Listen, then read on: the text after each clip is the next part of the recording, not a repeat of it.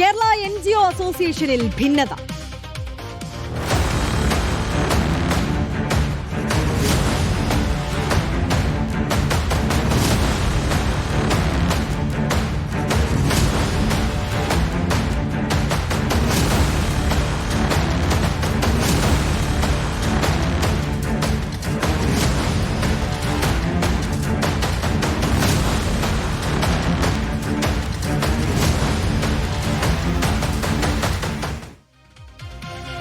ഭാരവാഹി തർക്കത്തെ തുടർന്ന് രാജ്യഭീഷണിയുമായി ഒരു വിഭാഗം രംഗത്തെത്തി.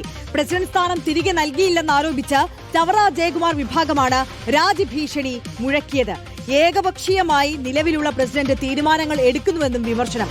ഭാരവാഹിത്വം തിരികെ നൽകുമെന്ന KPCC ധാരണ ലംഘിച്ചതായും ആരോപണമുയരുന്നുണ്ട്. പ്രശ്നത്തിൽ ഇടപെടാമെന്ന് KPCC നേതൃത്വം ഉറപ്പു നൽകിയിട്ടുണ്ടെന്നും പാർട്ടിയിൽ വിശ്വാസമുണ്ടെന്നും ചവറ ജയകുമാർ റിപ്പോർട്ടറിനോട് പറഞ്ഞു. 6 മാസം മുമ്പ് അന്നത്തെ KPCCയുടെ പ്രസിഡന്റ് നിർദ്ദേശിച്ച അനുസരിച്ചാണ് ഞാൻ NGO അസോസിയേഷന്റെ പ്രസിഡന്റ് സ്ഥാനം ഒഴിഞ്ഞ് ജാഫർ ഖാൻ കൊടുത്തത്. അന്നുണ്ടായിരുന്ന ധാരണ അയാൾ റിട്ടയർ ചെയ്യുമ്പോൾ അത് തിരിച്ചു തരുമെന്നുള്ളതാണ്. ഏകപക്ഷീയമായി തന്റെ അടുത്ത ആളിനെ അനുയായിയെ നിശ്ചയിച്ചു പോകാനുള്ള തിടുക്കമാണ് ഈ കാണിക്കുന്നത്. അപ്പൊ ഇത് നേരത്തെ ഉണ്ടായിരുന്ന ധാരണകളും മറ്റു കാര്യങ്ങളും എല്ലാം കാറ്റിൽ പറത്തിക്കൊണ്ടാണ് പോകുന്നത്. രാജ്യസന്നദ്ധ അറിയിക്കാൻ ഇവിടെ KPCC പ്രസിഡന്റിനെ കാണാനുമാണ് ഇവിടെ സമ്മേളന പ്രതിനിധികളായ നമ്മളടക്കമുള്ളവർ എത്തിയത്. അപ്പോൾ പ്രസിഡന്റിനെ കാണാൻ കഴിഞ്ഞില്ല. ബന്ധപ്പെട്ട ജനറൽ സെക്രട്ടറിമാരെയും നേതാക്കളെയും വരം ധരിപ്പിച്ചിട്ടുണ്ട്. അവർ പ്രശ്നത്തിനൊരു പരിഹാരം ഉണ്ടാക്കുമെന്നാണ് കരുതുന്നത്. നമ്മുടെ ഡിമാൻഡ് നേരത്തെ ഉണ്ടായിരുന്ന സ്റ്റാറ്റസ് കോ നിലനിർത്തണം. ഗോപാൽ ശിലാസനൽ കൂടുതൽ വിവരങ്ങൾ നൽകും. ഗോപാൽ, എന്താണ് കേരള NGO അസോസിയേഷനിലെ തർക്കം? ഈ പ്രശ്നങ്ങൾ സങ്കീർണമാണോ?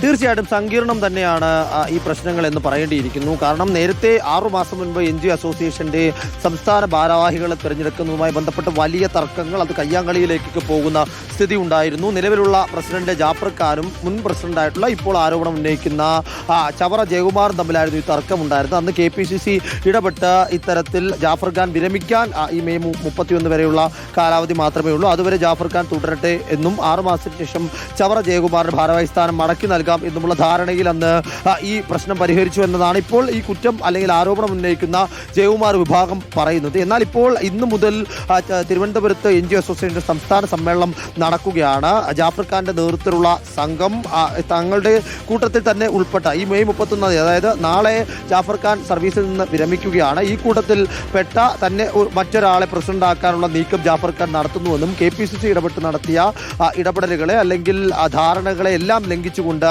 ജാഫർ ഖാൻ സ്വന്തം നിലയ്ക്ക് പ്രമേയമടക്കം പാസ്സാക്കിക്കൊണ്ട് ഒരു വിഭാഗത്തെ പൂർണ്ണമായും വെട്ടി നിർത്താനുള്ള ശ്രമം നടത്തുന്നു എന്നതുമാണ് ചവറ ജയകുമാർ സംഘവും ഉന്നയിക്കുന്നത്. അതുകൊണ്ട് തന്നെയാണ് കൂട്ടരാജ്യ ഭീഷണിയുമായി ജയകുമാറിന്റെ കൂട്ടത്തിലുള്ള ഏകദേശം 25ഓളം വരുന്ന പ്രവർത്തകരും നേതാക്കളും ചേർന്ന് KPCCയിൽ വൈകിട്ട് എത്തിയത്. KPCC പ്രസിഡന്റിനെ കാണാനായിരുന്നു അവർ എത്തിയത്. പക്ഷേ പ്രസിഡന്റിനെ കാണാൻ സാധിച്ചില്ല. അതുകൊണ്ട് തന്നെ സംഘടനാ ചുമതലയുള്ള ജനറൽ സെക്രട്ടറി നെയ്യാറ്റിൻകര സനലുമായി കൂടിക്കാഴ്ച നടത്തുകയും ഈ വിഷയത്തിൽ അടിയന്തരമായി ഇടപെട്ടില്ലെങ്കിൽ ഈ ഇത്രയും പ്രവർത്തകർ രാജിവെക്കുമെന്ന ഭീഷണി നേരിൽ തന്നെ അറിയിക്കുകയും ചെയ്തു. എന്താണെങ്കിലും ഇപ്പോൾ ഈ വിഷയത്തിൽ ഇടപെടാം എന്ന ഉറപ്പ് നൽകിയിരിക്കുകയാണ് നെയ്യാറ്റിൻകര സനലും അതോടൊപ്പം തന്നെ KPCCയും.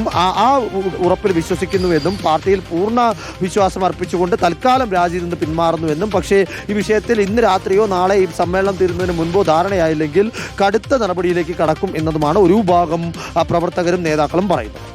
ശരി, ഓക്കെ. ഗോപാൽ ശിലാസനലാണ് തിരുവനന്തപുരത്ത് നിന്ന് വിശദമായ വിവരങ്ങളുമായി നമുക്കൊപ്പം ചേർന്നത്.